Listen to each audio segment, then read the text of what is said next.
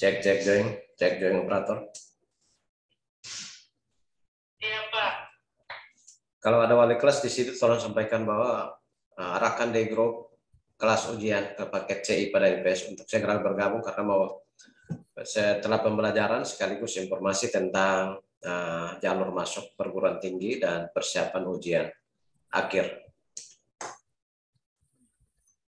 Tanya oleh kelas paket CIPS yang ada. Ya, nanti saya akan sampaikan di kelas wali kelas paket C IPA. Oke Pak. Wali kelas paket C IPS, tolong sampaikan di grup, penegasan di grup untuk segera bergabung ya. Sebentar setelah pembelajaran ya mata pelajaran yang saya asuh, sekaligus saya akan sampaikan teknis untuk masuk ke jalur perguruan tinggi, sekaligus dengan informasi ujian akhir. Ya Pak, wali kelas paket C sudah ingat jadi ada mau melaksanakan. Oke, baik, terima kasih. Iya Pak.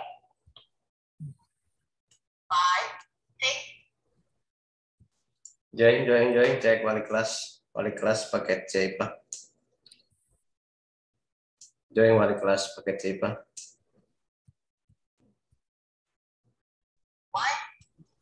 Join Pasek, bisa informasikan wali kelas paket C IPA. Join Pasek, bisa sampaikan ke wali kelas paket C IPA. Oke Pak.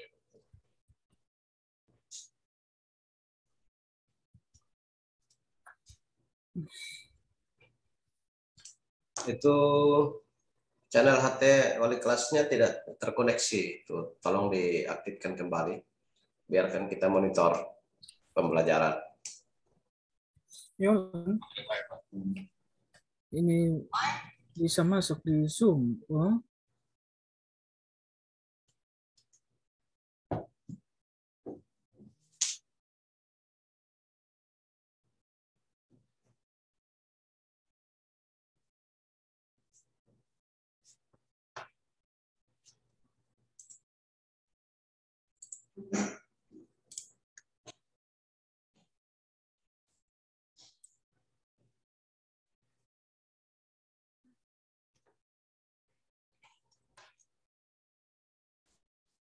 Ya, baik. Selamat pagi, Andre.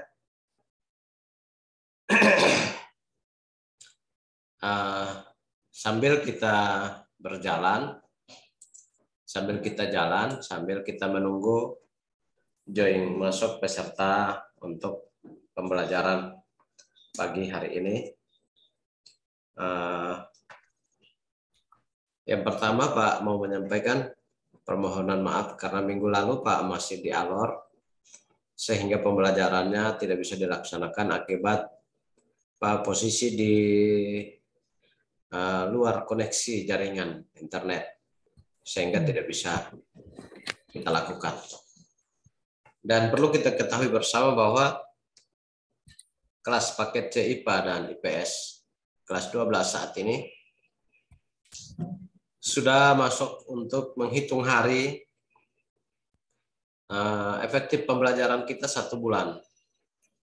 1,5 bulan kita sudah, kalau full 1,5 bulan. Kalau sesuai jadwal bisa makan waktu bisa makan 2 bulan. Kita sudah masuk ujian. Di bulan Maret itu kita sudah mulai uji coba soal, try out, latihan-latihan. Ujian kali ini ujiannya kita gunakan juga sama kayak tahun lalu, menggunakan sistem Learning Management System atau LMS setara daring yang kita belajar sekarang ini. Tetap kita belajar di Learning Management System. Sehingga proses pembelajaran sampai dengan ujian pada ruang yang sama, bukan ruang yang berbeda. Ruang yang sama yang kita belajar. Tidak ada pembedahan ruangan. Nah, hanya saja Pak mau kasih ingat bagi yang peserta yang belum terlalu cakap menggunakan setara daring, kita arahkan supaya pesertanya bisa aktif kembali bisa akses secara daring dari sekarang, karena di saat ujian kita tidak lagi training lagi, kita tidak lagi kasih belajar lagi untuk masuk ujian lewat sistem learning management system atau LMS secara daring.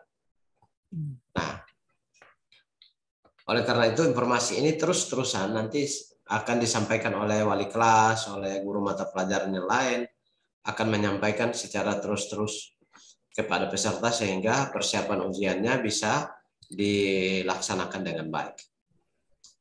Oke, itu sekedar informasi awal untuk kita bisa mempersiapkan diri, terlebih peserta kelas 12 IPA dan IPS, agar dapat mempersiapkan diri.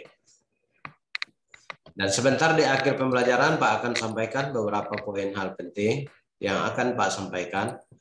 Nah, maka tolong teman-teman Andre dan kawan-kawan yang lain bisa mengajak peserta bisa masuk. Kalau masih ada data bisa koneksi masuk. Kalau tidak sama sekali, kasihan nanti Anda ketinggalan. Hari ini kita bahas tentang topik pembahasan materi kita hari ini menjelang ujian. Hakikat Indonesia sebagai negara kesatuan. Ya, negara kesatuan itu memang sudah tertuang di dalam sumber hukum yang paling tertinggi, yaitu UUD 1945, yang mana menjadi sumber hukum bagi kita, yang mengajarkan kepada kita tentang nilai-nilai kesatuan. Kalau bangsa Indonesia ini merdeka tanpa ada menjunjung tinggi atau tanpa memegang teguh nilai kesatuan, pasti negara kita akan dikalahkan. Karena tidaklah mungkin para petarung dalam merebut suatu wilayah, suatu negara, suatu daerah hanya dia rebut dengan seorang diri. Itu tidak akan bisa. Karena perebutan suatu daerah kekuasaan harus ada kesatuan, harus ada kekompakan, harus ada kebersamaan. Sehingga perlu kita cermati bersama di dalam praktek kehidupan kita di lingkungan masyarakat, tempat tinggal kita, pasti kita mengenal nilai-nilai gotong royong yang sering dan kadang kita temukan di tingkat keluarga kita, rumah tangga kita, di tingkat pemerintahan RT RW. Itu nilai-nilai gotong royong itu sangat bermanfaat. Apa yang dilakukan di sana? Poin-poin penting yang dirasa berat, bekerja bersama-sama untuk menyelesaikan hasil yang baik.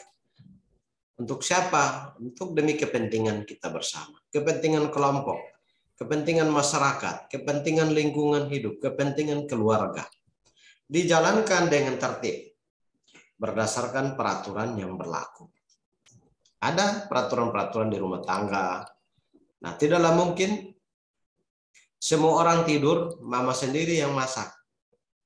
Tidaklah mungkin kita anggota keluarga banyak, bapak sendiri yang cari uang, kita yang lain duduk main HP, bermain yang tidak mendatangkan hasil. Nah, itu sama dengan orang yang tidak mau bergotong royong bekerja sama. Sekalipun orang tua, tapi kita anak-anak perlu membantu keluarga. Itu nilai-nilai gotong royong, nilai-nilai persatuan yang kita praktekkan dari masyarakat yang terkecil, yaitu dari dalam rumah tangga kita. Mentaati peraturan yang ada, menghormati antar satu dengan lainnya. Nah, cara menghormati, cara mentaati itu kita praktek di dalam kehidupan di rumah tangga kita, di keluarga. Disitulah ketika kita sudah nyaman melakukan praktek-praktek kehidupan berbangsa dan bernegara dalam bingkai nilai-nilai kesatuan. Disitulah kita praktekkan keluar. Kita sudah mulai praktek di lingkungan RT, RW. Nah, maka kita akan menjadi para pejuang-pejuang pembela negara. Nah, kita akan menjadi pembela negara. Ketika kita lulus di dalam rumah tangga, nanti Tuhan akan arahkan kita, memberikan kita tanggung jawab yang lebih besar lagi. Itu beberapa poin penting, gambaran-gambaran penting. Nah, apa itu negara? Negara adalah suatu organisasi dalam suatu wilayah yang memiliki kekuasaan tertinggi yang sah dan ditaati oleh rakyatnya. Nah, itu menurut Logeman.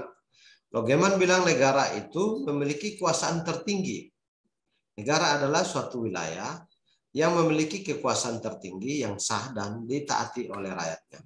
Suatu negara tanpa ada rakyat, tanpa ada pemimpin, itu tidak bisa disebut sebagai negara. Suatu rumah tangga tidak ada pemimpin, tidak ada kepala keluarga, itu tidak bisa disebut rumah tangga atau suatu keluarga, tidak mungkin.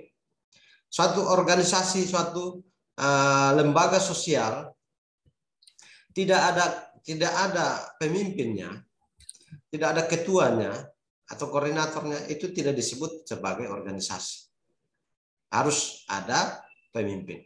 Maka di negara itu, negara yang disebut tadi menurut Logeman itu, negara itu memiliki kekuasaan tertinggi dan harus dan wajib hukumnya ditaati oleh rakyatnya.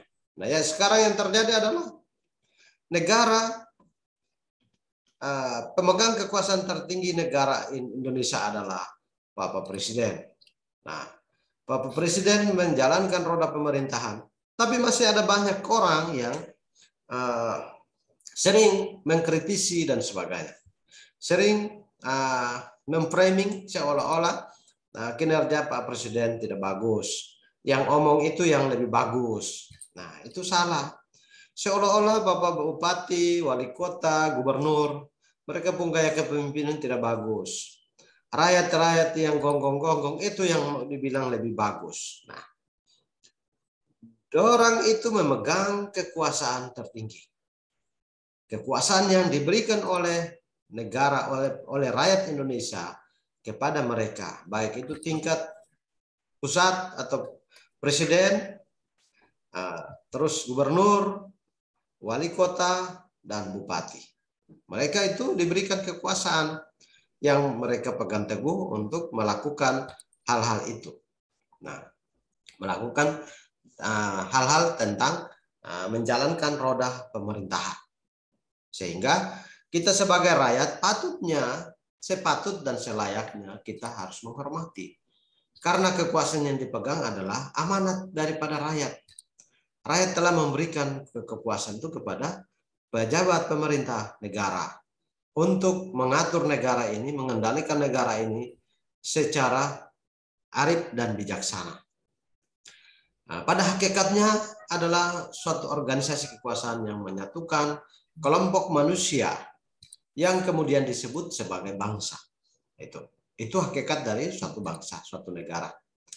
Nah, negara memiliki kekuasaan yang bersifatnya adalah memaksa dalam mengatur individu atau kelompok masyarakat. Tujuannya apa negara itu bersifat memaksa? Untuk tujuan mencapai suatu negara yang adil, makmur. Tujuan negara secara umum adalah menciptakan kesejahteraan dan kebahagiaan rakyat. Ulangi, tujuan negara secara umum, negara tujuan berdirinya negara atau berdirinya suatu daerah, seperti sekarang disebut otonomi daerah, provinsi, kabupaten, kota. Itu tujuannya apa? Tujuannya adalah untuk mencapai atau menciptakan kesejahteraan dan kebahagiaan, kemakmuran rakyat itu. Bukan tujuan negara, negara itu dibuat menjadi negara berbasis agama, lalu menjadikan agama itu menjadi tameng, lalu menyerang agama yang lain, menyerang suku yang lain, menyerang daerah yang lain. Nah, itu bukan tujuan buat suatu wilayah pemerintahan. Itu salah. Itu salah. Maka negara Indonesia kalau dijadikan sebagai negara agama tidak benar, karena kita negara Indonesia beragam-ragam suku, adat istiadat, budaya, golongan, warna kulit, ras itu dan sebagainya. Termasuk kepentingan hidup. Kepentingan hidup itu apa? Tentu makan dan minum saja seleranya beda. Tentu kebutuhan akan sandang, pangan, dan papan beda seleranya. Jadi tidaklah mungkin definisi untuk tidak ada perbedaan itu sangat keliru. Kalau kita jadikan setiap orang punya kepentingan menjadi satu, orang punya kepentingan untuk menyembah Tuhan, kita arahkan, kita paksakan, kita kurung dalam satu keyakinan, itu sebetulnya agak sedikit keliru dengan budaya kita, karena budaya kita, negara kita beragam-ragam, adat istiadat, agama, ras, golongan, dan kepentingan-kepentingan lain yang berbeda-beda. Maka kita harus lebih cermat untuk menyikapi itu. Berkaitan dengan hal itu, maka negara mempunyai sifat. Negara itu ada sifatnya. Sifat itu berdasarkan sikap yang melekat pada negara itu. Yaitu sifatnya memaksa. Ada 3 sikap. Sifat pertama adalah sifatnya memaksa. Sifat kedua adalah sifat monopoli. Dan ketiga adalah sikap mencakup semua. Mencakup semua itu adalah sikap kekuasaan. Nah, itu sikap kekuasaan itu mencakup. Sifat memaksa itu dari lebih cenderung kepada pengendalian hukum. Sifat memaksa. Negara selalu hadir di dalam konteks hukum itu sendiri. Kenapa dia masuk dalam konteks hukum? Kenapa negara masuk dalam konteks hukum itu? Karena negara selalu hadir menegakkan keadilan. Keadilan yang ditegakkan itu apa? Ketika menegakkan keadilan, pernah Pak sudah sampaikan, kalau orang lagi tersandung suatu tindakan atau dugaan tindakan pidana, maka itu dipaksa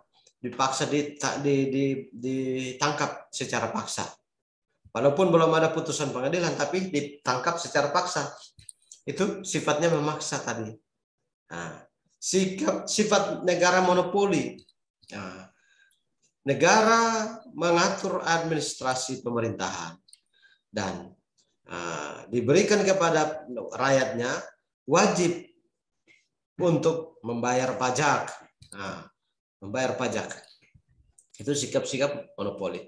Membayar pajak untuk apa? Untuk dikelola secara manajemen pemerintahan dan dikembalikan atau direalisasikan dalam bentuk pembangunan-pembangunan yang lain. Maka itu sifat monopoli. Sifat mencakup semua adalah memiliki nilai-nilai kekuasaan yang tidak terbatas.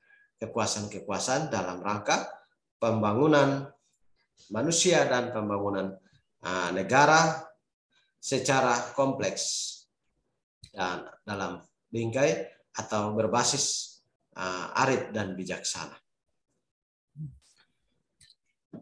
Negara yang bersusun tunggal disebut dengan negara kesatuan, sedangkan negara yang bersusun banyak disebut negara federasi. Dalam sebuah negara terdapat negara-negara bagian. Nah, negara-negara bagian itu seperti Amerika Serikat. Nah, itu negara-negara bagian. Di negara itu ada bagian-bagian tertentu. Nah, dalam satu negara itu ada juga negara-negara tertentu di dalam bergabung di dalam itu. Nah, negara kesatuan disebut sebagai negara unitaris atau negara tunggal. Yang berarti negara yang tidak berdiri dari beberapa negara itu. Seperti Indonesia. Indonesia itu berdiri bukan beberapa negara. Tapi kalau Amerika itu berdiri ada beberapa negara. Amerika Serikat, ada beberapa negara yang masuk di dalam negara Amerika Serikat. Nah, jadi negara tunggal itu Indonesia itu sebagai negara tunggal. Nah, melainkan hanya terdiri dari atas satu negara sehingga tidak ada negara di dalam negara. Negara kesatuan hanya memiliki satu pemerintah, yaitu pemerintah pusat yang mempunyai kekuasaan tertinggi dalam segala tataran pemerintahan. Pemerintah pusat inilah yang pada tingkat terakhir dan tertinggi dapat memutuskan segala sesuatu dalam negara tersebut. Negara kesatuan merupakan negara yang berdaulat keluar dan ke dalam. Dia berdaulat itu mempunyai kekuasaan, bisa koordinasi ke luar maupun menguasai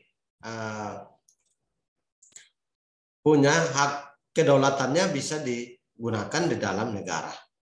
Kalau kekuasaan keluar itu seperti menghadiri rapat-rapat antar negara. Presiden hadir mewakili negara Indonesia, lalu menghadiri rapat-rapat internasional dan sebagainya. Itu kekuasaannya keluar. Dia bisa, salah satu kekuasaannya keluar seperti itu. Dia bisa punya kuasa di luar negeri dan punya kuasa di dalam negeri. Nah, gitu. Negara kesatuan itu mempunyai dua bentuk, yaitu negara kesatuan yang menggunakan sistem sentralisasi dan negara kesatuan yang menggunakan sistem desentralisasi. Negara kesatuan dengan sistem sentralisasi menghendaki bahwa seluruh urusan negara langsung diatur dan dikendalikan oleh pemerintah pusat. Sedangkan daerah hanya menjalankan peraturan-peraturan dan perintah dari pemerintah pusat tersebut. Nah, itulah negara kesatuan. Negara kesatuan dia punya sistemnya ada dua. Tuh Andre harus tahu, jangan sampai soalnya di soal ujian keluar. Negara kesatuan itu ada dua sistem, sistem sentralisasi dan sistem desentralisasi.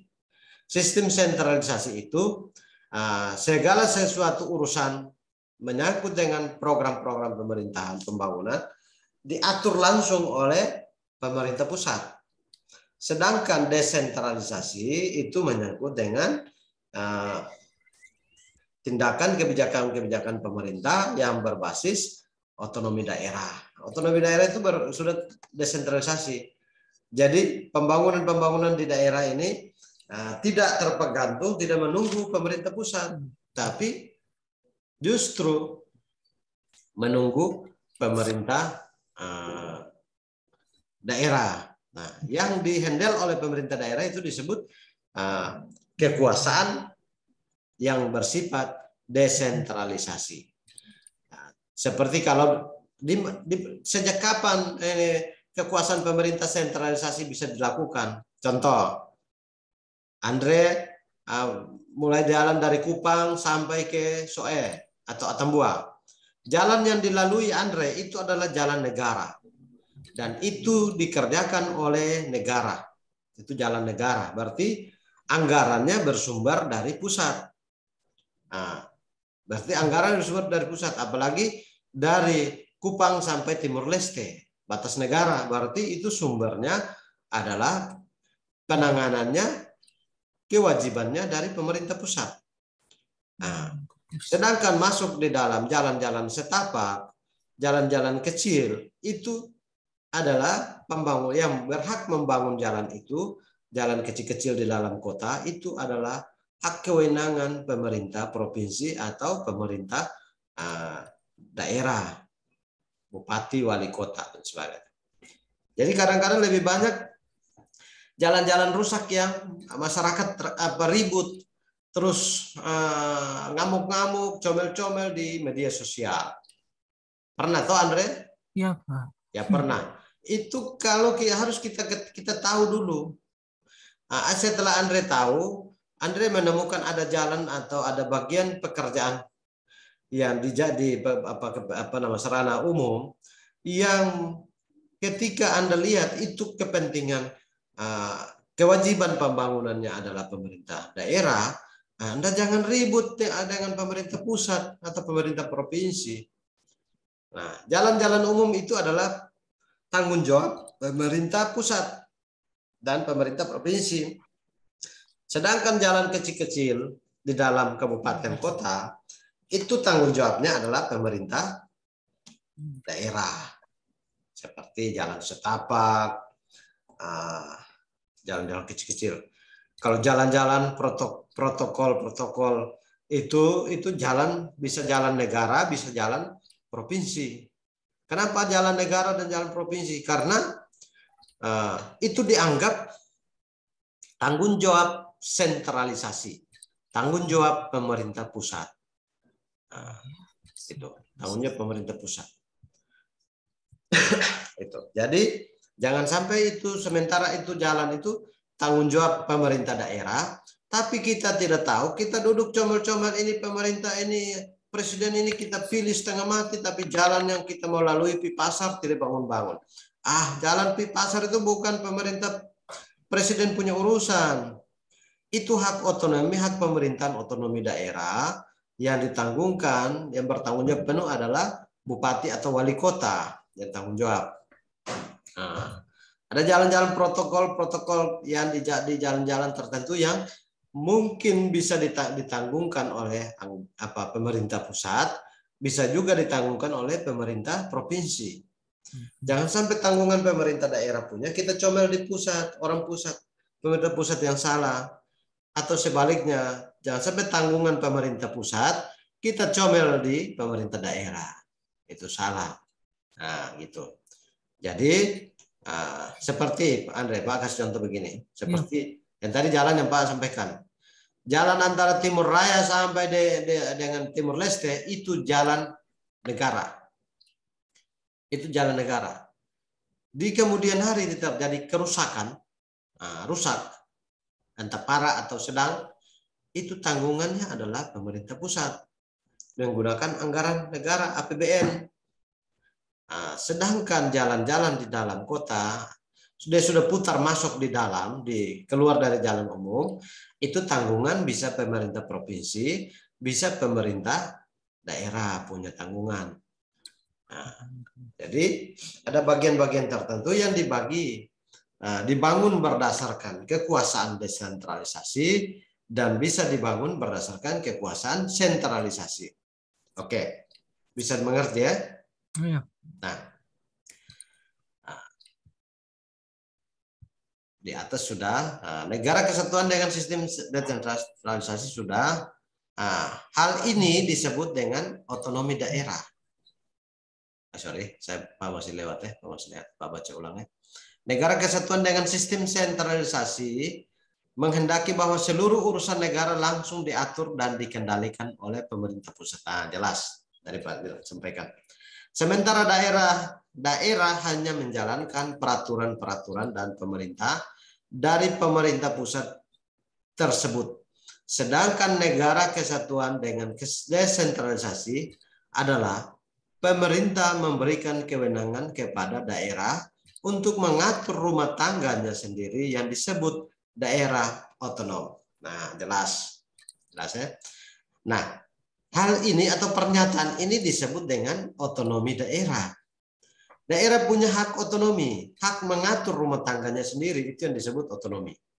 Nah, ada daerah-daerah atau kabupaten kota yang disebut menjalankan pemerintahan, menjalankan otonomi daerah, berarti dia sudah bisa mengatur rumah tangga. Jangan sampai rumah tangganya, urusan yang kecil-kecil diatur oleh pemerintah pusat, itu tidak ada, Anda tidak bisa berkembang. Itu bukan otonomi daerah. Itu Anda tidak bisa mandiri. Daerah itu tidak bisa mandiri. Kedudukan pemerintah pusat dalam negara kesatuan dengan desentralisasi adalah tetap sebagai pemegang kekuasaan tertinggi. Artinya daerah bertanggung jawab terhadap pemerintah pusat dan melaksanakan otonomi daerah. Walaupun dia menjalankan pemerintahannya berdasarkan otonomi daerah, tapi tetap bertanggung jawab kepada pemerintah pusat. Contoh, proyek pembangunan yang dilakukan di daerah, dalam perjalanan proyek itu bermasalah. Masalahnya apa? Bisa korupsi, penyalahgunaan kewenangan, dan sebagainya.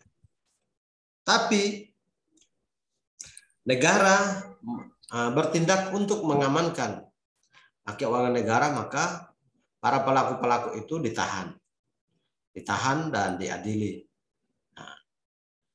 dengan menggunakan alat kelengkapan negara, yaitu salah satu polisi, jaksa, hakim. Mereka mengadili supaya orang-orang yang melakukan tindak pidana bisa dihukum atau diberikan efek jerah. Itu.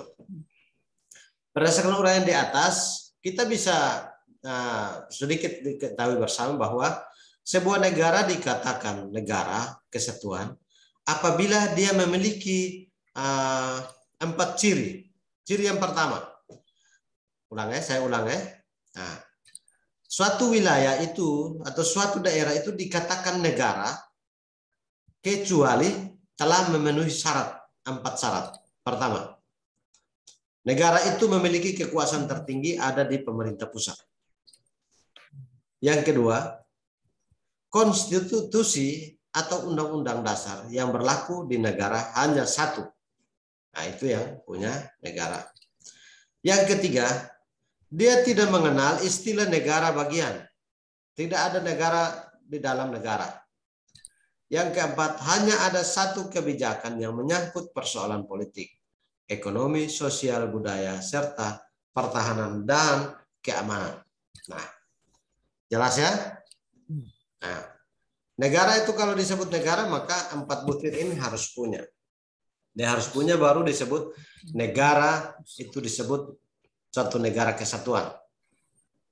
Kalau ini tidak ada, di dalam negara ada negara, tidak ada negara kesatuan. Itu negara kesatuan, itu tidak bisa, tidak layak disebut negara kesatuan. Karena di dalam negara masih ada negara. Nah, di dalam negara ada negara bagian, tidak bisa, tidak layak disebut sebagai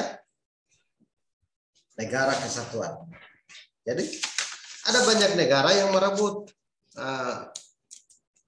negara kesatuan. Bisa paham kok? Ya. Ya.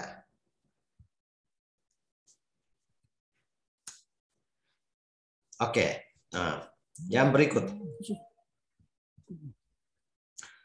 Yang berikut bahwa dengan nama Negara Kesatuan Republik Indonesia atau NKRI, pemilihan bentuk negara kesatuan sangat tepat karena bangsa Indonesia mempunyai keragaman suku bangsa, agama dan budaya yang merupakan kekayaan yang harus dipersatukan dengan semboyan Bhinneka Tunggal Ika. Nah, yang disebut kita punya negara ini dinamakan NKRI, Negara Kesatuan Republik Indonesia. Itu pemilihan bentuk negara kesatuan yang sangat tepat karena bangsa kita adalah bangsa yang beragam suku, agama, dan budaya yang merupakan aset atau kekayaan yang harus dipersatukan dengan semboyan Bhinneka Tunggal Ika. Nah, dipersatukan dengan semboyan Bhinneka Tunggal Ika. Nah, bisa ya?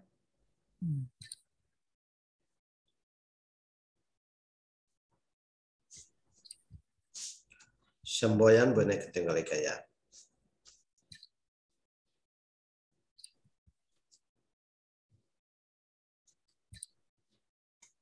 Oke. Nah, Indonesia itu menganut negara kesatuan dengan asas desentralisasi dengan sistem otonomi daerah. Nah, ini bagian kedua ya. Tadi asas sentralisasi, sekarang asas desentralisasi. Asas desentralisasi itu pemberian otonomi daerah di Indonesia dilaksanakan berdasarkan prinsip negara kesatuan. Nah, terdapat klasifikasi urusan pemerintah antara pemerintah pusat dan pemerintah daerah. Daerah diberi kewenangan untuk mengatur dan mengurus daerahnya sesuai aspirasi dan kepentingan masyarakatnya sepanjang tidak bertentangan dengan tatanan hukum nasional dan kepentingan umum. Ya. Negara di pemerintah daerah diberikan hak otonomi daerah. Silakan membuat program untuk pro rakyat. Silakan membuat peraturan daerah yang namanya Perda untuk retribusi. Perda untuk untuk biaya atau penetapan satu biaya UMR, UMP, atau Perda untuk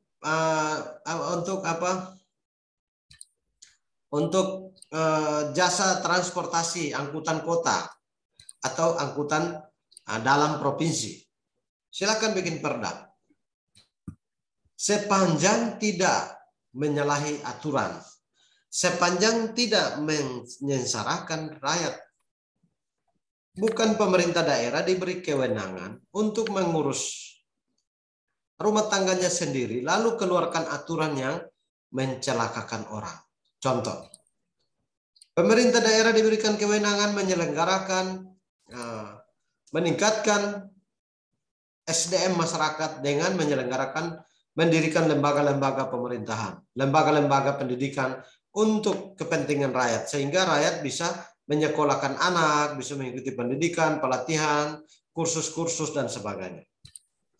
Terus pemerintah datang mendirikan itu lembaga, lalu dia di dalam poinnya ada perda yang bilang, peserta didik yang harus bersekolah adalah peserta didik dari orang-orang kaya yang mampu membayar biayanya atau warna kulit ini dan sebagainya. Nah, itu salah satu, kalau itu terjadi maka itu telah bertentangan dengan hukum pemerintahan yang berlaku.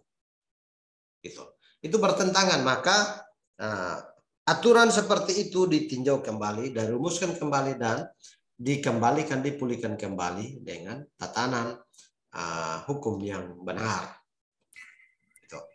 Jadi daerah itu diberikan kewenangan untuk mengatur dan mengurus daerahnya sesuai aspirasi dan kepentingan masyarakat, sepanjang tidak bertentangan dengan tatanan hukum nasional dan kepentingan umum. Mengakomodir kepentingan umum itu wajar. Ada beberapa urusan pemerintah yang tidak diberi kewenangan kepada daerah.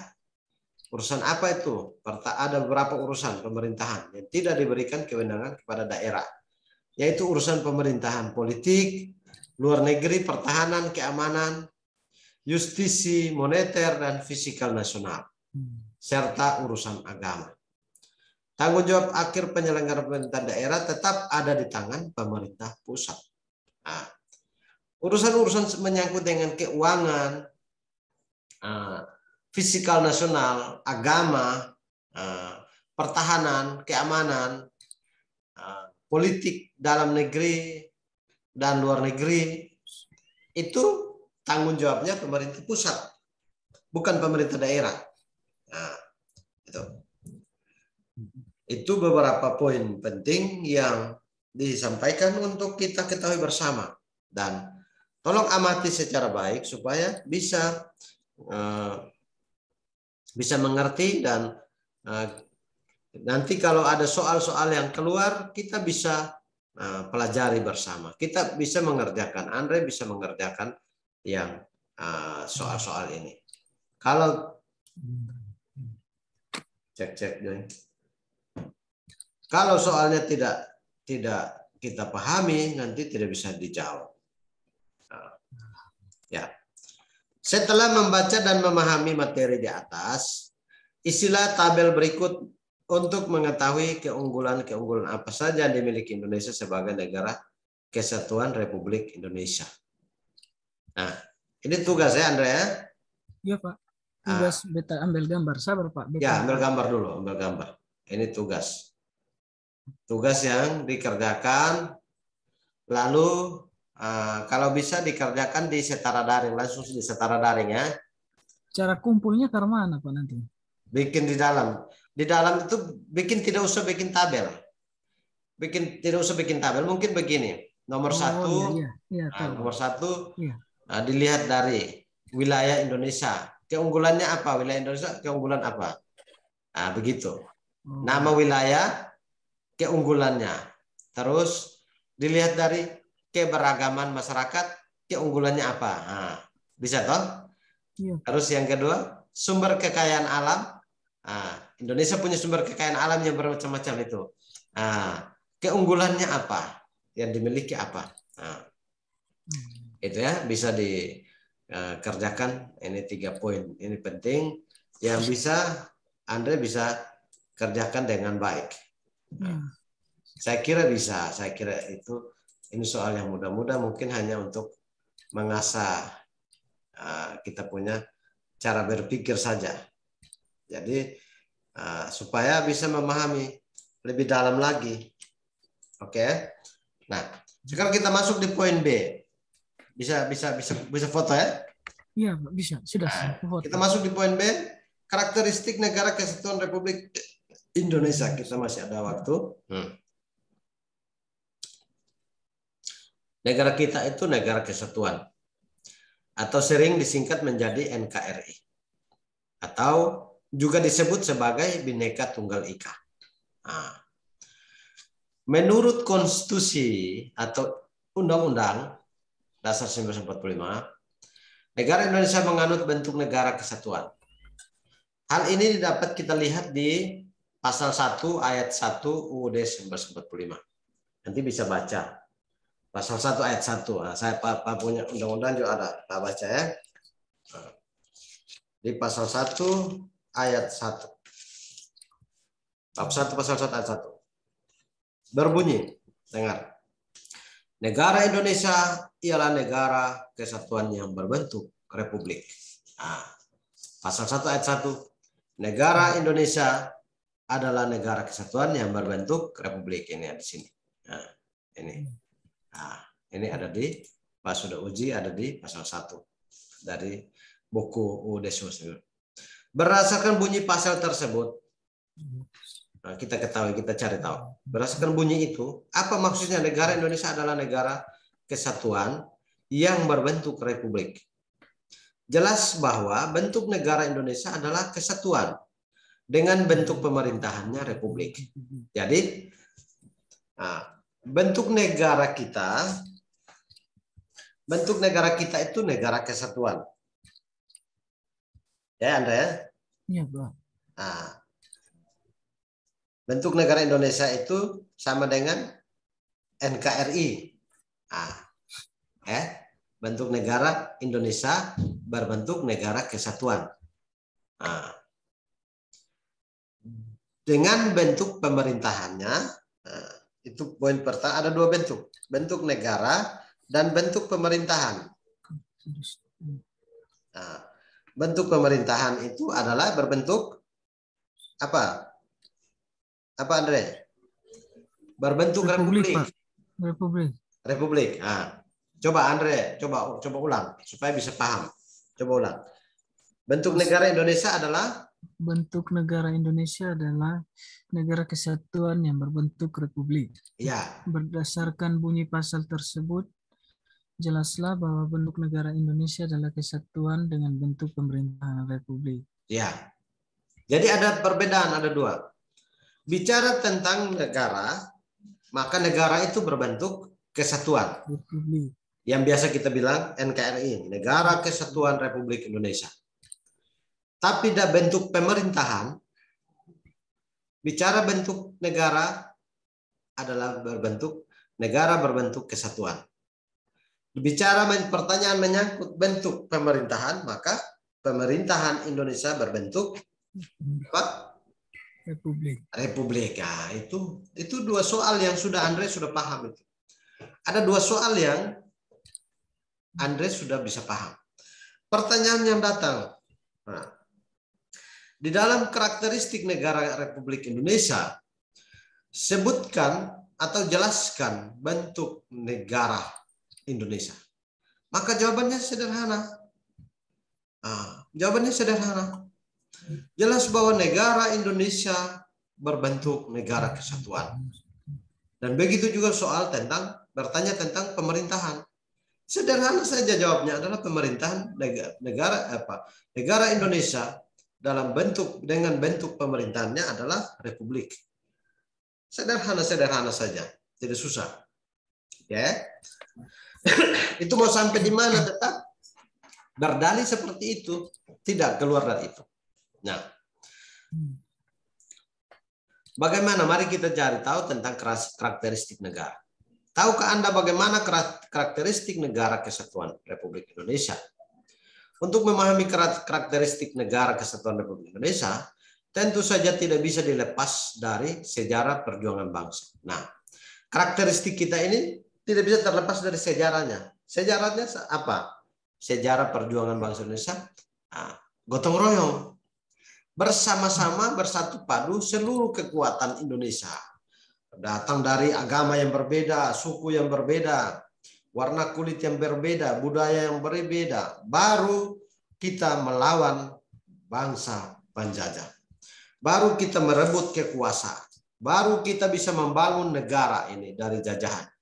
Penjajahan yang masa kini, Andre tahu? Penjajahan masa kini. Penjajahan saat ini yang sedang menjajah bangsa. 2 tahun terakhir apa yang Anda rasakan? Korupsi, COVID, Pak. Korupsi, COVID, intoleran, itu penjajahan. Maka dengan cara apa kita harus kalahkan itu? Anda tahu cara senjata yang ampuh untuk mengalahkan itu adalah gotong royong. Adalah membangun nilai persatuan. Menghidupkan kembali atau meningkatkan kembali atau memberikan semangat yang berapi-api. Hidupkan kembali negara, bentuk negara yang tadi. Yaitu bentuk negara adalah kesatuan tadi.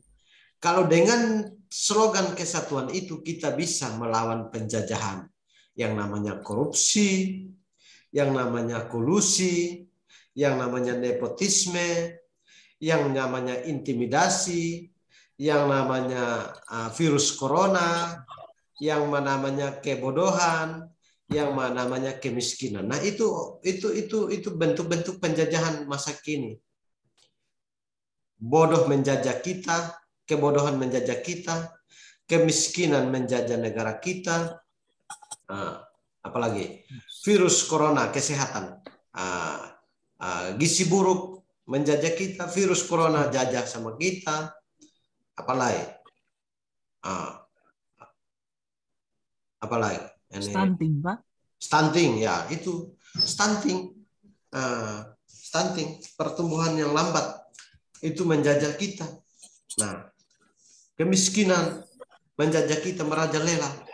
Kenapa kemiskinan merajalela? Karena kita tidak bisa bersatu. Satu untuk mau membangun dia punya daerah, satu menjatuhkan yang satu. Satu lagi mau bangun rumah, tetangga sebelah sudah mulai cari cara untuk menjatuhkan dia. Nah, itu karena orang-orang yang tidak mengenal nilai kesatuan dari bentuk negara itu. Orang-orang yang tidak mengerti tentang bentuk negaranya apa. Orang-orang tidak mengetahui. Orang-orang yang tidak mengetahui karakteristik negara Indonesia. Ketika kita tahu karakteristik negara kita, maka jangan heran. Pembangunan macam apapun akan kita bisa tuntaskan. Apapun berat kita akan tuntaskan. Oke. Nah, untuk memahami karakteristik negara Republik Indonesia, tentu saja tidak bisa dilepas dari sejarah perjuangan bangsa. Pernah meringankan beban perjuangan bersama itu waktu Kongres Pemuda pada tanggal 28 Oktober 1928. Itu terjadi apa? Sumpah Pemuda. Sumpah Pemuda. Andre bisa omong kok Sumpah Pemuda. Ada 3 butir. Sumpah Pemuda. Kami pemuda-pemudi Indonesia berjanji atau bersumpah berbahasa satu, bahasa Indonesia. Kami pemuda-pemudi Indonesia berjanji bertanah air satu, tanah air Indonesia. Kami pemuda-pemudi Indonesia berjanji berbangsa satu, bangsa Indonesia. Ya kan? Itu sejarah perjuangan bangsa Indonesia. Atas dasar atau atas landasan bijaknya adalah mereka pemuda-pemuda waktu itu mengakui dan menyadari betul bahwa mereka memiliki nilai kesatuan di dalam Republik Indonesia. Kalau nilai persatuan itu tidak ada, seperti sekarang orang pergi sembahyang, kita ribut, kita cari hal untuk tutup gereja, tutup masjid, tutup tempat-tempat ibadah. Nah, kita tidak menjaga toleransi.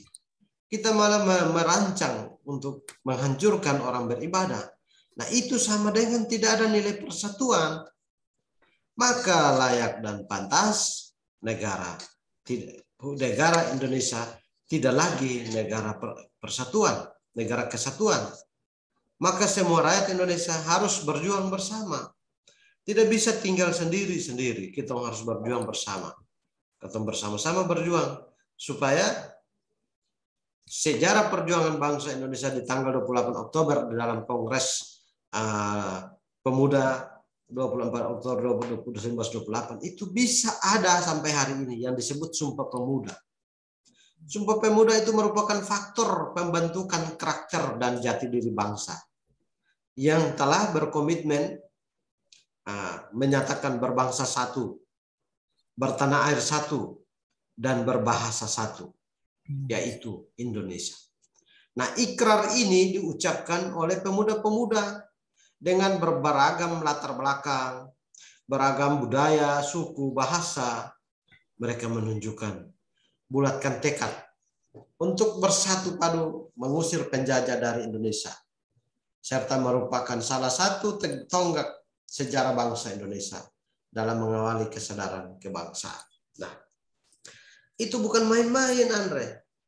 Apakah pemuda saat ini kita bisa? Tidak.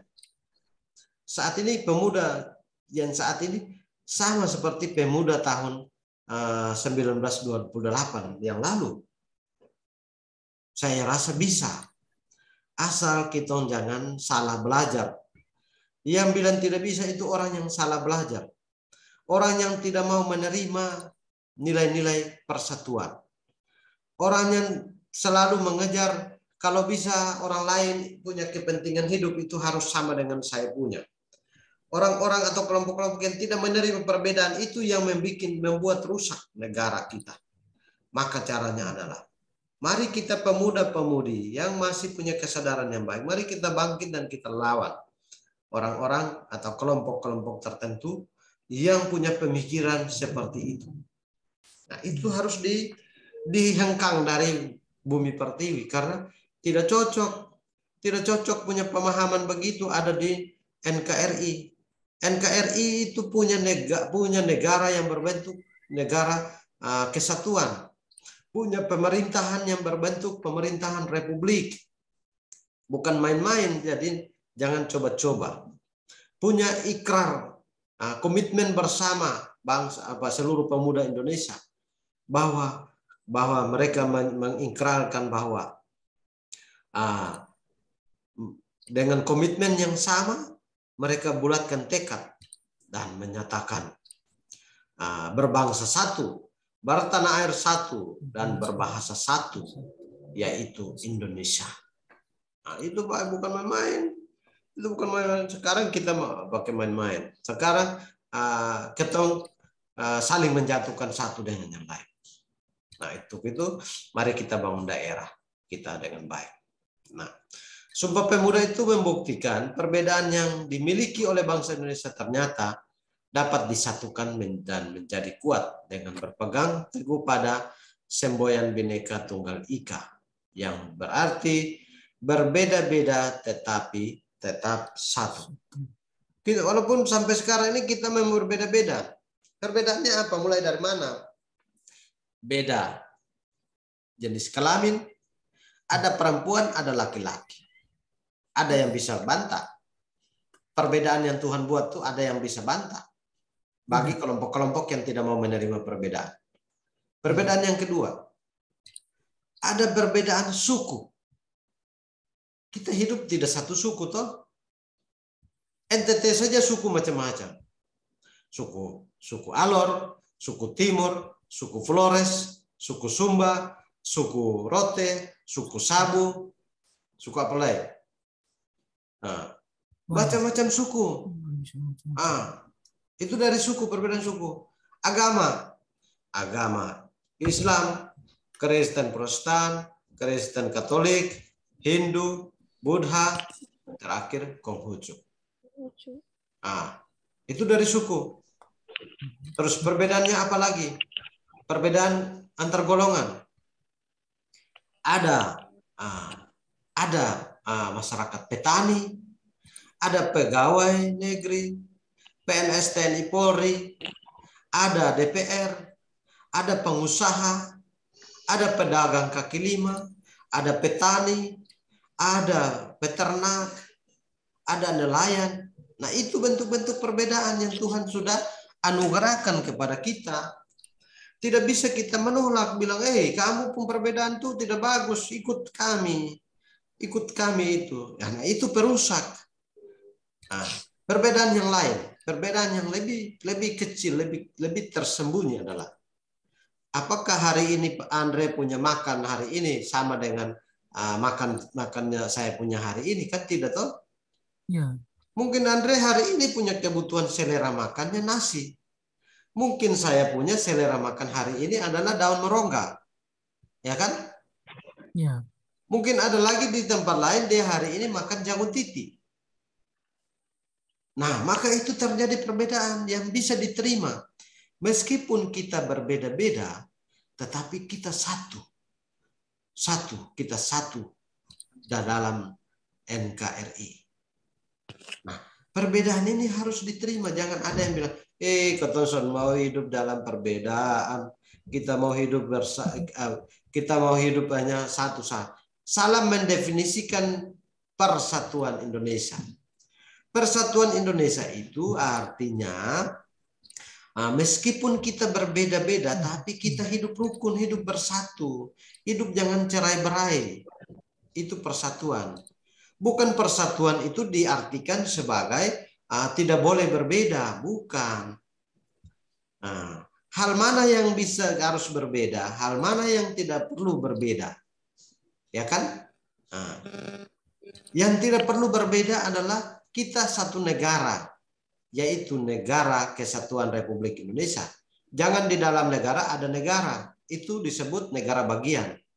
Tapi karena kita adalah bentuk negara kita negara republik, maka tidak ada lagi negara di dalam Indonesia. Yang ada itu adalah pulau-pulau.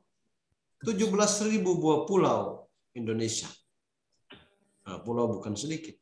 Jadi perbedaan itu hal yang lumrah, hal yang biasa. Hal yang biasa. Satu bapak, satu mama saja dia punya anak. Ada yang hidung mancung, ada hidung pesek, ada yang tinggi, ada yang pendek, ada yang hitam, ada yang putih, ada yang sawo matang, ada yang rambut keriting, ada rambut air. Nah, apakah ada di dalam anggota keluarga ada yang protes? Yang berbeda orang itu ketong usir doang kok. Kita cari yang sama-sama. Muka saja beda, bagaimana kok sama? Jenis kelamin saja manusia berbeda, tidak ada yang sama.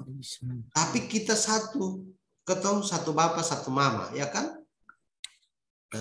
Walaupun kita dilahirkan berbeda dalam satu rumah, tapi dari satu rahim, tapi ada perbedaan jenis kelamin, beda karakter, beda selera.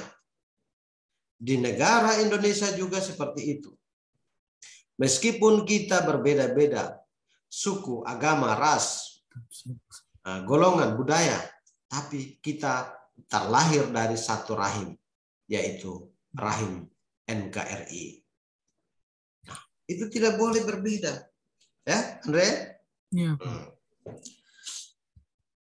Sumpah Pemuda membuktikan perbedaan yang dimiliki bangsa Indonesia ternyata dapat disatukan dan menjadi kuat dengan berpegang teguh pada semboyan Bhinneka Tunggal Ika. Berbeda-beda tetap satu. Nah, Sumpah Pemuda ini menunjukkan bahwa tuntutan pejuang bangsa Indonesia dalam mencapai kemerdekaan semakin bulat. Kesatuan dan kesatuan menjadi inti penggerak perjuangan bangsa yang akan berpengaruh dalam alam pikiran bangsa Indonesia setelah merdeka. Nah, Sumpah Pemuda itu dia berpengaruh sampai di dalam perjuangan bangsa Indonesia setelah merdeka. Maka lahirlah proklamasi kemerdekaan Indonesia pada tanggal 17 Agustus 1945. Itu semakin memperkokoh. Nah, sebelum 1945, sebelum lahirlah mengikrarkan sumpah proklamasi, terlebih dahulu sudah ada tanda-tanda persatuan sudah muncul di tanggal 28 Oktober 1928. Itu sudah muncul tanda-tanda. Ada isyarat-isyarat perbedaan itu dipersatukan. Maka sampai tanggal 17 Agustus 1945 semakin mengkokoh atau semakin memperkokoh berdirinya negara Kesatuan Republik Indonesia sebagai negara merdeka dan yang disebut negara berdaulat. Negara kesatuan itu digunakan merupakan suatu kesepakatan dan komitmen bersama dalam sidang BPU PKI, yaitu Supomo itu atas gagasan Mr. Supomo. Dia menyampaikan gagasan tentang bentuk negara kesatuan dengan paham negara integralistik, dengan punya pemahaman negara integralistik. Integralistik itu adalah penyatuan wilayah-wilayah menjadi satu, terintegral di dalam satu wilayah, yaitu negara yang bersatu dengan seluruh rakyatnya, yang mengatasi seluruh golongan-golongan dalam lapangan apapun. Nah, yang tadi saya bilang itu, pada perbedaan apapun itu disatukan dalam integralistik, atau menyatukan wilayah-wilayah lain di dalam satu wilayah, satu kesatuan itu dinamakan integralistik. Hal ini juga didukung dengan pendapat dari Muhammad Yamin. Muhammad Yamin bilang begini, negara Indonesia adalah negara kesatuan yang bersifat unitaris. Negara kesatuan yang bersifat unitaris. Negara Kesatuan Republik Indonesia adalah negara kepulauan yang berciri Nusantara. Dari Sabang sampai Merauke, dari Pulau Sanggar sampai ke Pulau Rote. Timur, barat, utara, selatan. Sabang itu timur, Merauke itu barat. Sanggar itu utara, selatan itu Pulau Rote. Itu batas-batas negara. Timur, barat, utara, selatan. Dari Sabang sampai Merauke, dari Pulau Sanggar sampai ke Pulau Rote. Nah, negara yang bercirikan negara Nusantara itu adalah negara kita. Republik Indonesia dibagi atas daerah-daerah provinsi, dan daerah-daerah provinsi itu di dalamnya dibagi kabupaten dan kota. Tiap provinsi itu ada kabupaten dan ada kota. Bagaimana dengan daerah yang memiliki kekhususan dan kesatuan masyarakat adat? Kesatuan masyarakat adat seperti di Papua, itu kan hidup dalam budaya adat istiadat. Yang kita lihat bilang sepertinya agak forno-forno, ya. Dan tapi itu ada tradisi kebiasaan masyarakat adat. Itu tidak ada diperlakukan secara khusus, dilestarikan menjadi aset bangsa. Bagaimana dengan daerah yang memiliki kekhususan dan kesatuan masyarakat adat yang ada di Indonesia? Tentu saja negara mengaku dan menghormati satu-satunya pemerintah daerah yang bersifat khusus. Oke, ini masuk ini silakan dilihat petanya. Perhatikan gambar di atas, ini karakteristik negara kesatuan Republik Indonesia. Aspek ini kita pelajari. Aspek sosial budaya masyarakat. Bangsa Indonesia mempunyai keberagaman yang ditujukan dengan berbagai macam perbedaan, baik perbedaan suku, agama, kebudayaan. Ini sudah tadi kita sudah bahas. Kita sudah bahas tadi.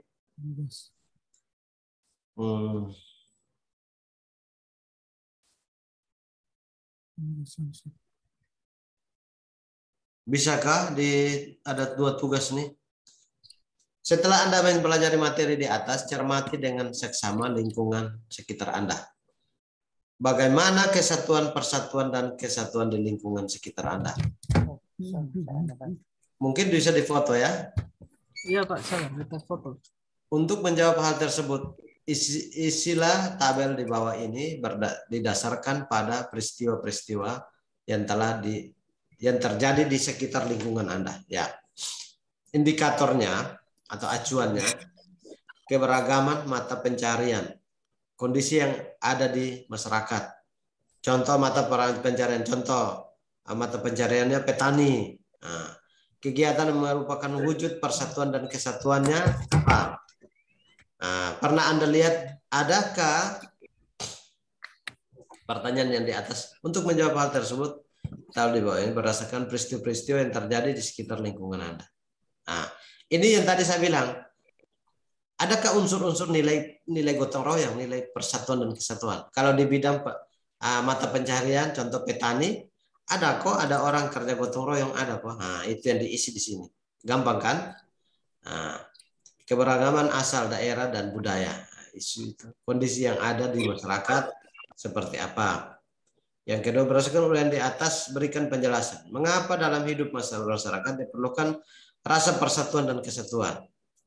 Yang kedua, apa akibat yang akan muncul seandainya di dalam masyarakat tidak ada rasa persatuan dan kesatuan? Yang ketiga, saya jelaskan karakteristik dari masyarakat yang mempunyai semangat persatuan dan kesatuan. Nah, soal 1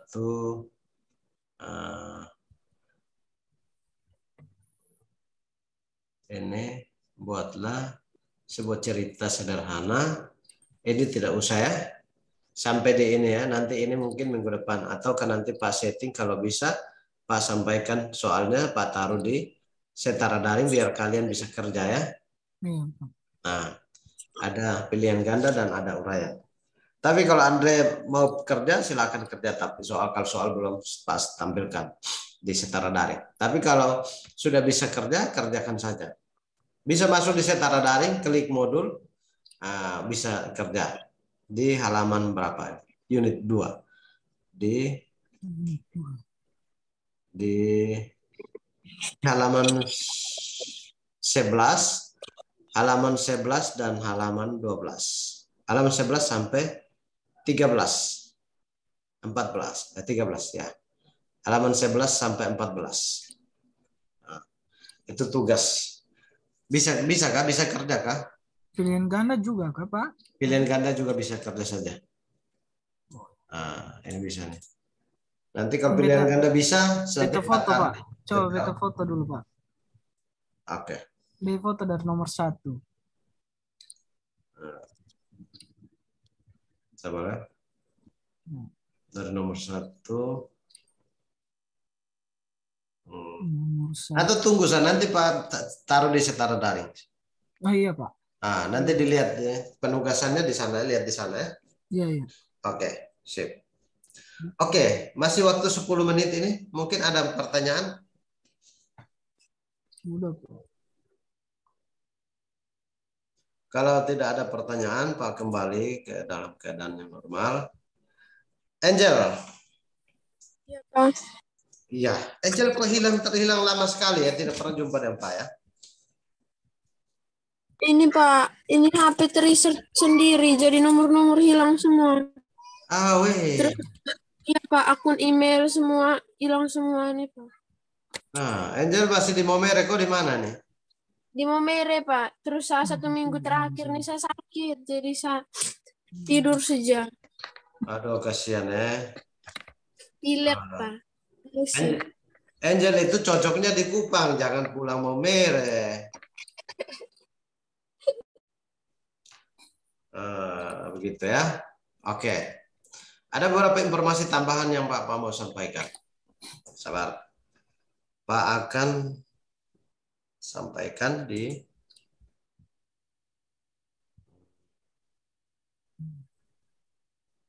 ada di sini. Sabar ya. Ada di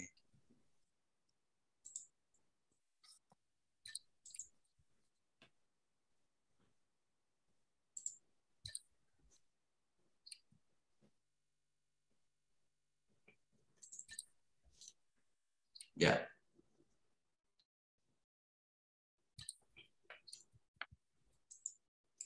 Pak mau sampaikan pertama untuk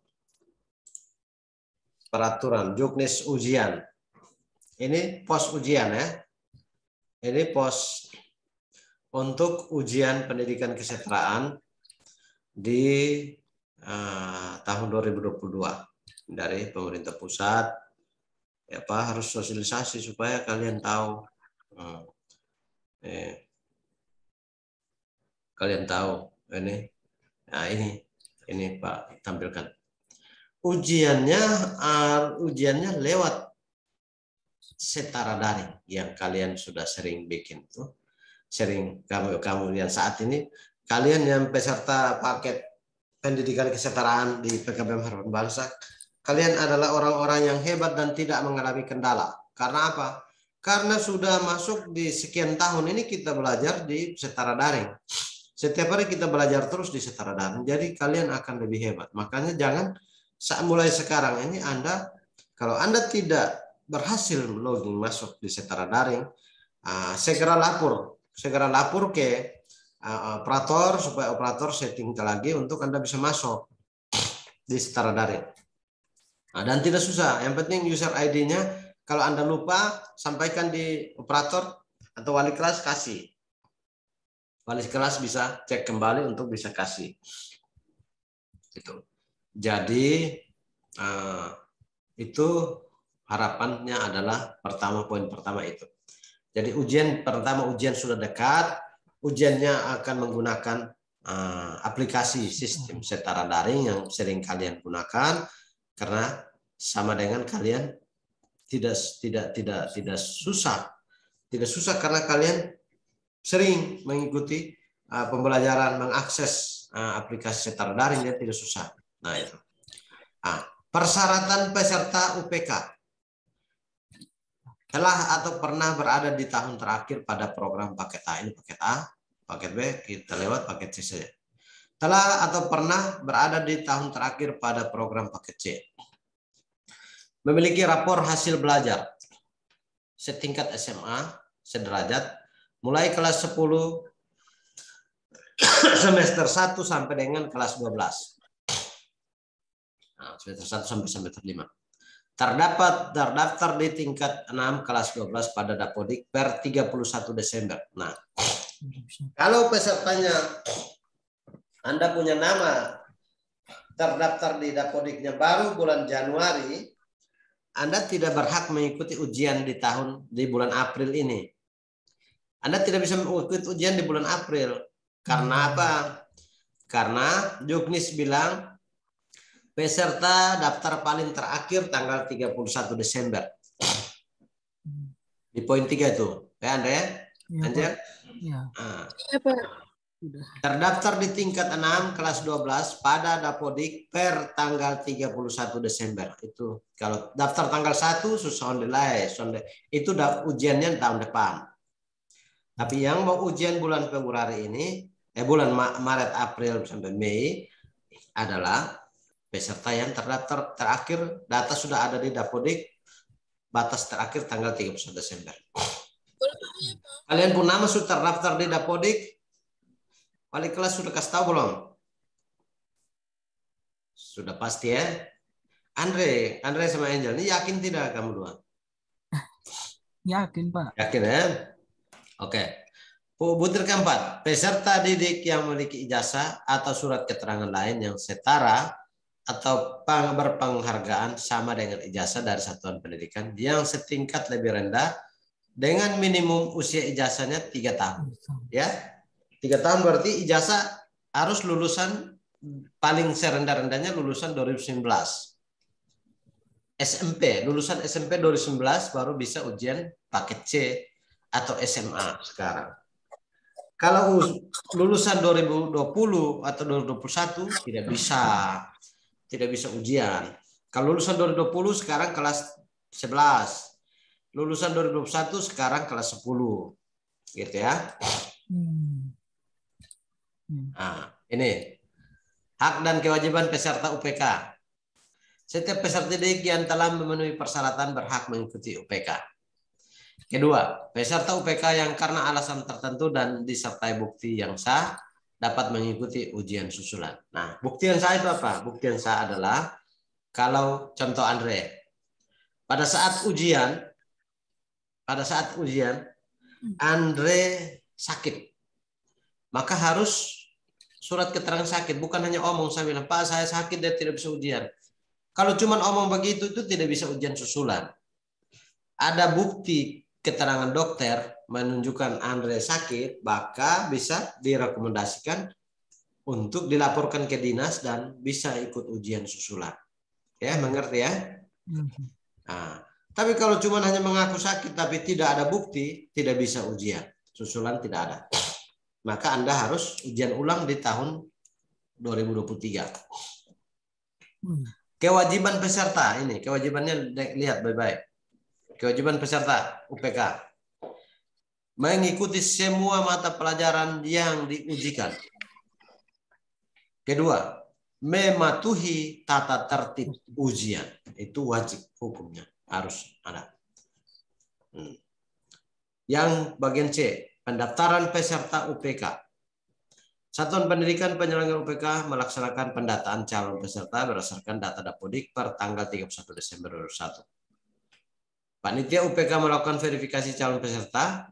Kepala atau Satuan Pendidikan melaporkan calon peserta UPK kepada dinas untuk diverifikasi dan divalidasi. Nah, setelah Pak melaporkan ke dinas, divalidasi ternyata Andre punya ijazah, kartu keluarga, dokumen administrasi lain belum selesai, maka Andre tidak bisa mengikuti ujian. Dinas berhak membatalkan atau menunda ujiannya, maka Andre bisa turun ke kelas 11. Di poin 3 nih. Nah, ini. Kepala Satuan Pendidikan melaporkan calon peserta UPK kepada dinas untuk diverifikasi dan divalidasi. Kalau sudah validasi, sudah valid, baru oke, ACC ujian. Dinas melakukan validasi dan verifikasi calon peserta UPK yang telah dilaporkan atau telah disampaikan datanya ke sana. Nah, ini. Kelima, Satuan Pendidikan Penyelenggara UPK menetapkan peserta UPK. Kita belum tetapkan ya, nanti tunggu saja kita tetapkan peserta UPK. Setelah validasi selesai, panitia menerbitkan kartu peserta UPK. Nanti kita terbitkan kartu peserta UPK. Baru bisa. Kartunya kayak gimana, Pak? Kartunya. Kartu ujian toh. Kartu ujian toh, kartu ujian. Nah, jadi itu. Butir soal, Pak mau kasih tunjuk butir soal. Ini yang hadir hari ini ya beruntung. Pak jelaskan. Ini butir soal. Paket A 30 soal. Durasi waktu 390 menit.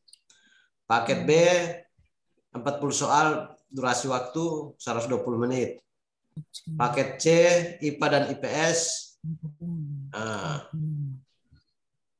Durasi soal, butir soalnya 40, matematika IPS hanya matematika 35. Terus IPA juga matematika 5. Durasi waktunya 120 menit. Ya.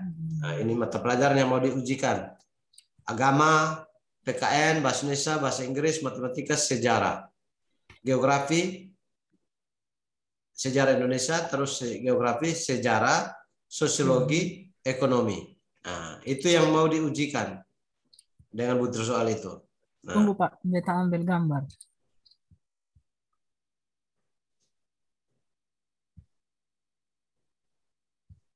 Nanti juga akan dikirim di apa? Sudah Pak. Oke, ini IPA ya. Nah, IPA punya ini agama, PKN, bahasa Indonesia, bahasa Inggris, matematika, sejarah Indonesia, matematika. Peminatannya matematika, biologi, fisika, kimia. Nah, itu. Ini bahasa, jurusan bahasa. Nah, itu. Jadwal UPK. Jadwal UPK ini, jadwal ujiannya akan disusun bersama oleh Dinas Pendidikan. Jadwal pelaksanaan UPK dan UPK susulan ditetapkan oleh Dinas Pendidikan mempertimbangkan hal-hal sebagai kalender akademik, hari libur, jadwal pengumuman kelulusan, ujian secara daring atau tatap muka. Maret. Ya.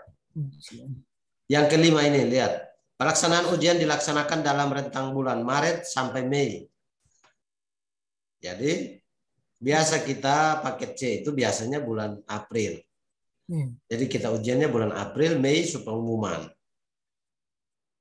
Ujian susulan dilaksanakan 7 hari setelah pelaksanaan ujian. Jadi minggu ini kita ujian utama. Bagi yang sakit yang berhalangan, ujian susulannya minggu depan baru ujian. Gitu. Nah, moda ujian. UPK dapat dilaksanakan dengan moda ujian berbasis daring atau tatap muka.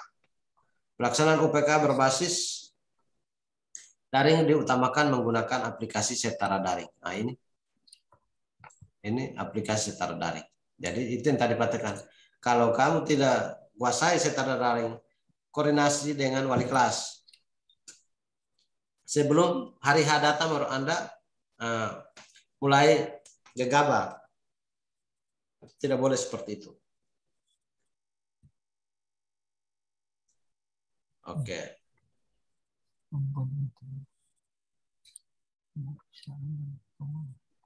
Pengelolaan hasil UPK.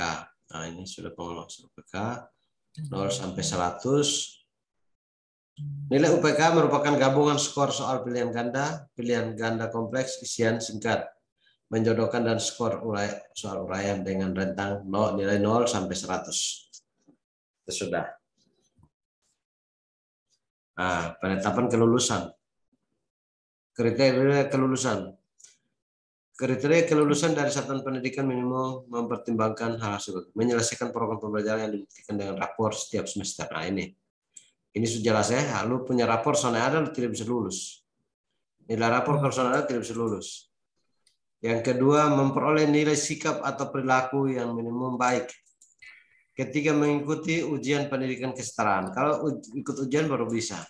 Nah, penetapan kelulusan. Kelulusan peserta didik dari satuan pendidikan ditetapkan melalui rapat Dewan Tutor. Nah, pengumuman kelulusan peserta didik dari satuan pendidikan dilakukan oleh masing-masing satuan pendidikan mengikuti ketentuan peraturan pemerintah, peraturan Sekretaris Jenderal tentang ijazah tahun 2022. Ya. Jadi itu ya, Andre. Iya, Pak. Nah, itu penjelasan singkat yang sudah bisa diterima. Cukup? Ada yang mau tambah? Sudah, Pak. Sudah. Oke. Kalau sudah, kasih nyala videoku dulu, Kak Andre. Iya, Pak. Angel. Siapa? Iya, Pak. Iya, kasih nyala video. Gitu. Angel di kelas IPA kan? Iya, Pak. Ya. Tetap semangat ya, tetap semangat. Harus banyak bertanya. Anda punya waktu berkomunikasi dengan guru-guru waktu sisa 2 bulan. Nah, waktu sisa 2 bulan. Jadi lebih banyak berkomunikasi dengan guru-guru supaya apa yang Anda kurang bisa dijawab atau diperbaiki atau dipersiapkan. Saya kira itu ya. Saya kira pembelajaran kita sampai di sini dulu. Ada yang mau bertanya kok? Silakan bertanya dulu. Pak bilang mau apa itu jalur SBMPTN itu gimana, Pak? SBMPTN. Nanti SBMPTN itu bukannya di bulan apa Februari? SNMPTN, Pak. SNMPTN. SNMPTN. Sekarang jalur SNMPTN itu kalian sudah punya NSN sudah punya semua toh? Sudah, Pak. Saya mau bilang di Pak, saya udah mau coba ikut di SNPTN, Pak. Sudah coba daftar kok belum? Sudah, Pak. Saya punya akun sudah. Sudah ya. Nah, kalau sudah tunggu dia punya jadwal buka. Jadwal buka Anda regis sudah ya. SNMPTN, kok, Pak? Kalau SNMPTN Anda akses masuk dia sulit, maka Anda standby tunggu SBMPTN. Dua-duanya sama. Dua-duanya sama, hanya kuota SNMPTN itu dibatasi. Kuotanya dibatasi. Kalau SBMPTN itu dibuka semua. Dibuka sebanyak-banyaknya, dibuka umum. Kalau SNMPTN itu kuota sama. Kuotanya dibatasi. Tidak diterima semua. Tidak semua diterima. Ada pembatasan kuota. Jadi kalau SNMPTN kendala, Anda siap-siap maju di SBMPTN. Pengisian PDSS-nya itu dari Pak yang isi atau? PDS itu dari sekolah, Anda hanya akses di bagian peserta. Oke, ada banyak, ada 3 jalur. Jalur SNMPTN, jalur SBMPTN, dan kalau tidak lulus SNMPTN, SBMPTN, baru masuk di jalur mandiri. Bisa ya? Bisa kok, coba sebentar. Pak mau kasih tunjuk sedikit ya.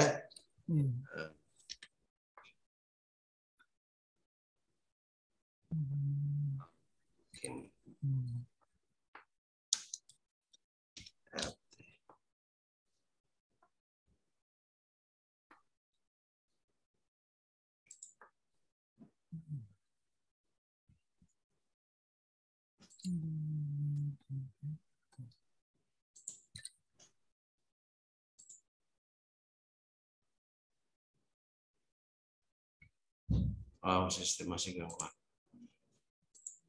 Ya, sistem masih gangguan ya, Andre.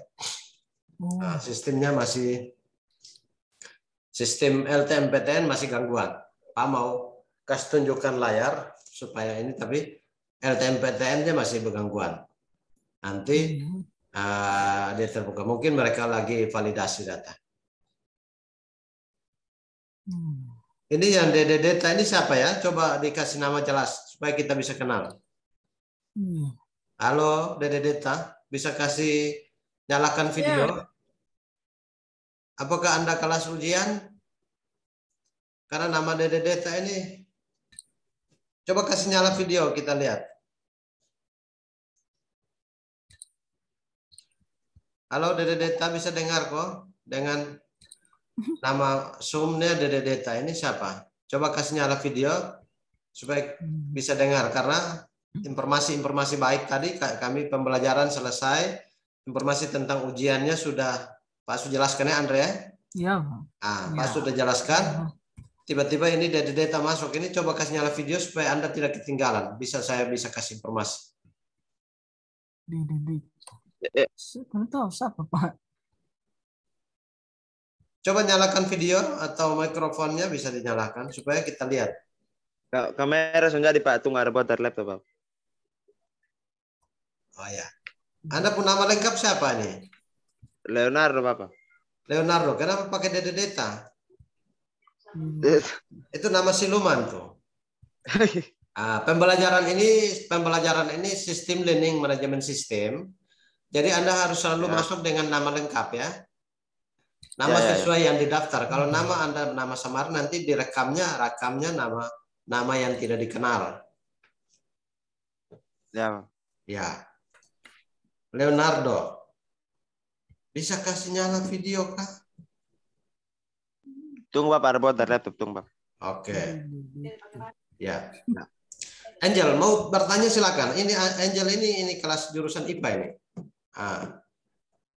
Angel? Angel ini sampai di Momere ini gemuknya minta ampun punya.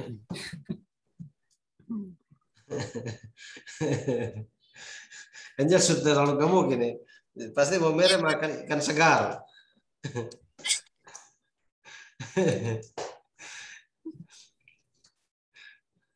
Pulang dari Momere bawa oleh-oleh ke Spao. Ya mau ke 1 botol kah? Andre biasa turun dari Takut minum tidak? Secukupnya toh, jangan bikin Pak mabuk. Nanti lupa ijazah Pak tulis tak salah. Jangan Pak. Andre biasa turun. Keras nih Pak.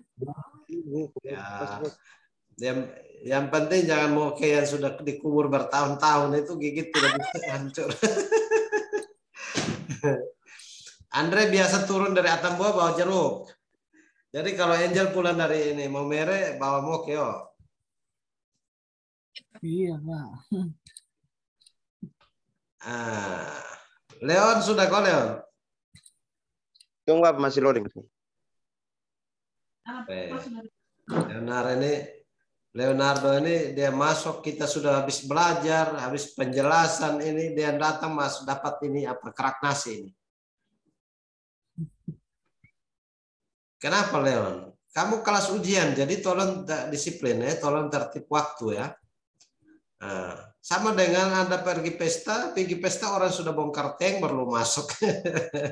Terus enggak apa-apa. Nanti lu garu ini Panta Priok dapat kerak ya. Kalau yang bagian dapur itu tanya di Angel. Angel yang bagian urusan dapur. Kalau masih ada kerak nasi ya dia kasih.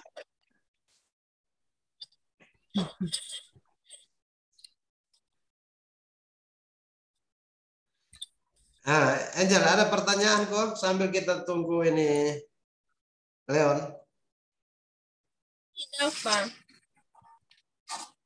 Masa soalnya ada ini begini lama tidak pernah bertemu. Ini Pak, saya hanya takut saya tidak terdaftar di Dapodik. Sebentar saya tanya ibu wali kelas dulu. Angel pun nama itu ada di Dapodik. Ini siapa? Andre kau pun nama ada di Dapodik. Pak Sudiat. Tertulis di Papung Hati saya tertulis apalagi Dapodik.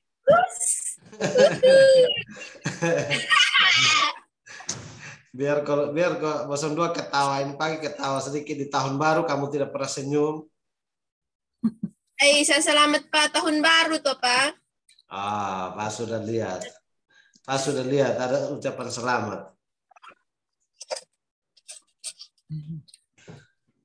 Ya, intinya gini, kalian sudah mau ujian, hitung waktu saja sudah ujian. Masa sudah mendekati ujian menghindar dari komunitas pembelajar ini kan heran. Mau berjuang maju atau mau mundur. Tadi kita belajar Sumpah Pemuda. Di saat kita dijajah oleh para penjajah, terus para pemuda-pemuda ini mundur tanpa syarat, semua ini mau menang ke mana? Nah, pemuda-pemudi tidak boleh mundur tanpa syarat, harus maju apapun terjadi. Kita sudah siap jalan ya, Pak Andre ya? Iya, Pak. Nah, siap berangkat tuh, mau musuh mau dia mau senjata lengkap bagaimana kita sudah jalan saja, tidak usah khawatir. Hadapi saja, jangan khawatir. Gitu.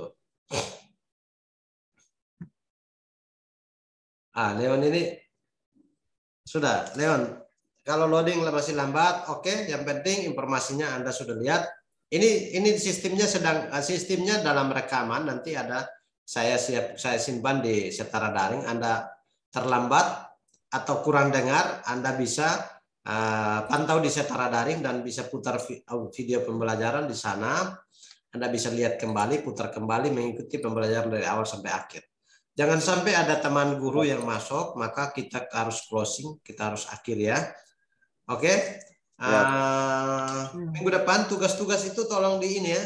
Tolong, tolong putar kembali. Kalau Anda tidak catat tugas, Anda harus putar kembali video supaya tugasnya bisa dikerjakan dan dikerjakan langsung di sistem Setara Daring.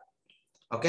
Ya, Pak, jangan lupa taruh tugas itu ya, Pak, di Setara supaya kita kerja. Siap ya. Ya, Pasti Pak akan taruh. Ya. Pasti Pak akan taruh. Paling lambat sebentar malam sudah ada. Paling lambat malam sudah ada. Ya. Oke, tetap sehat selalu dan jangan lupa pembelajaran jam berikut. Setelah kita closing ini, kalau ada guru yang mengajar, silakan teman-teman masuk ya. Penting ya. Di kelas 3 ini sangat penting. Anda jangan menghindar. Angel? Nah, Ya Pak. ini saya akan teriak lu pun nama terus karena pertama lu pun nama tulis di Pak Punya Hati, kedua karena lu kelas IPA. Karena lu kelas IPA, jadi saya teriak terus. Ya Pak, kelas IPA hanya saya sendiri, Pak. Kelas IPA ada sekitar 30 lebih ya. Tapi dorang lebih dari selain dari Anda dengan beberapa orang itu kadang timbul tenggelam, kadang tidak bisa koneksi dan sebagainya. Jadi kita maklumi saja, lu berdoa kasih mereka. Terkenal semua mereka nih, Pak. Iya, tanya di grup toh, perkenalkan saya Angel Doeng. Gitu toh. Bagi yang mau berkenalan silakan. Begitu toh. Begitu saya repot, mesti Pak kasih ajar. Tuh Pak nih. Oke, sampai jumpa di pertemuan berikut. Tetap sehat, jaga kesehatan. Tuhan berkati kita semua ya. Ya. Selamat siang. Nah. Siang, Pak.